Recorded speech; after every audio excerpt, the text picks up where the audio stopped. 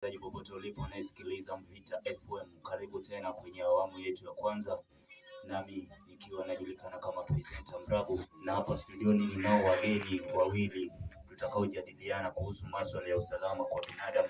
Na kabla tujaendelea, wacha niwapishe wajitambulisho kidogo, wanatoka wapi na wanajulikana kama nani. Karibuni sana wageni wangu, jisikieni huru, hapa ndio Mvita FM, nafurahi sana kuwaona. So tuanze, mmoja anaitwa nani na anatoka wapi?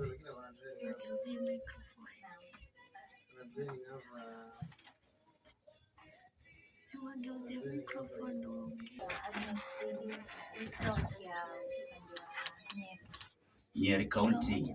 Ya Nyeri kuko vipi Agnes? Lakini hakuna mambo na mafuriko. Kuko salama kabisa. Naam, na mwenzako hapo anajulikana kama nani? Jina langu ni Tamari Mnatokea Kwale County kuko vipi? Ni ukame. Shukrani sana. Na vipi make leo, kama wanavyojua kunao wanaotusikiliza, takriban mamilioni wa watu wanatusikiliza hapa studioni, wanasikiliza Mvita FM. Na leo ulikuwa tunazungumzia kuhusu hii mambo na usalama wa binadamu. Kwanza kabisa, binadamu anapaswa apate usalama gani?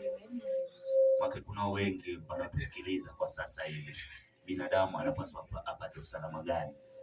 Ile usalama wa binadamu kama gani na gani?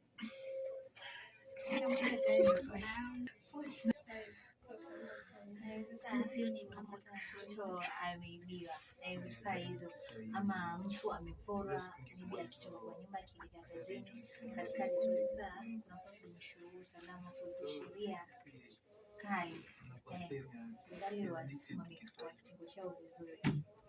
Okay, na mpenzi msikilizaji popote ulipo unayesikiliza Mvita FM ya hapa, unaweza kutuma, kunao hii nambari ya rafa hapa 0719697538. Unaweza kutuma maswali yako hapa, na tunao hawa viongozi wa usalama watazidi kututafsiria vizuri hapa. Na kuna usalama mtandaoni.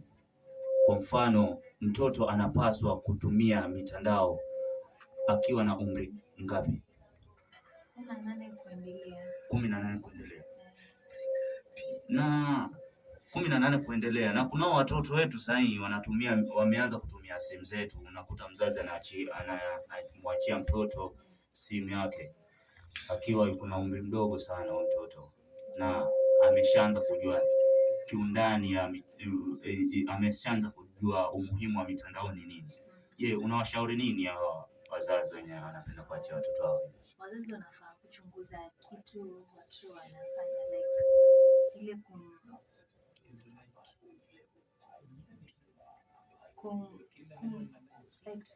investigate kitu kama hiyo, akiona mtoto ako na simu na ile yuko busy amefocus, anafaa kwenda angalia mtoto ni kitu gani, na pia anafaa kumwonyesha kitu hiki nzuri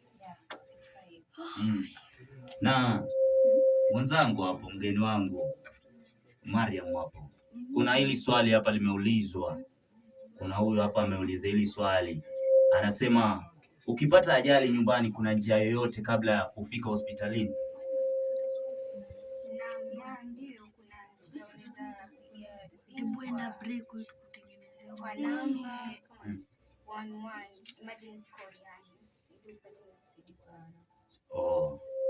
Na mpenzi msikilizaji, wacha tuende kwa mapumziko kidogo, na tutarudi baada ya muda usiokuwa mrefu. Shukrani.